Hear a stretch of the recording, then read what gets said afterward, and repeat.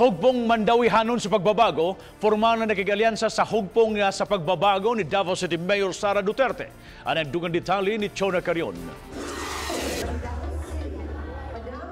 Nagpinirmahay ang hugpong mandawihanon nga gipanguluhan ni Mandawi City Mayor Lloyd G. Quisumbing ug Vice Mayor Carlo Fortuna tali sa hugpong ng pagbabago ni Davao City Mayor Sara Duterte.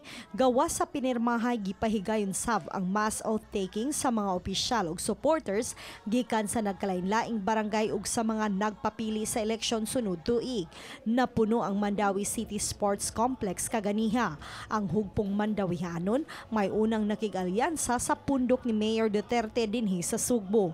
Mato ni Attorney Elaine Bathan, ang Chief of Staff ni Mayor Quisumbing, nga nakig-alyansa sila gumikan kay misuporta ang Mandawi sa mga programa ni Presidente Rodrigo Duterte. Nasugda naman gyud din nato, no? Nakita man gyud nato katong pag-ani ni Presidente Duterte nga nahimog yung beneficiary ang Mandawi City sa housing projects niya para sa ato ang mga informal settlers ug sa ato ang urban poor.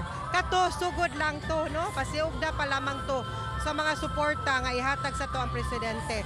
And with the alliance sa hugpong ng pagbabago, confident me and nalipay me nga naapay mga lain-lain nga kausaban. Bisan ko nakig-alyansa ang hugpong mandawihanon sa hugpong pagbabago, nagpasilong gihapon sila sa partidong Nationalist People's Coalition. Samtang mga sakop sa kaabag sa anak sa Mandawi nila ni Kongresista Jonas Cortez ug Board Member Glenn Bercede nagpabilin sa Partidong Demokratikong Pilipino kon PDP laban.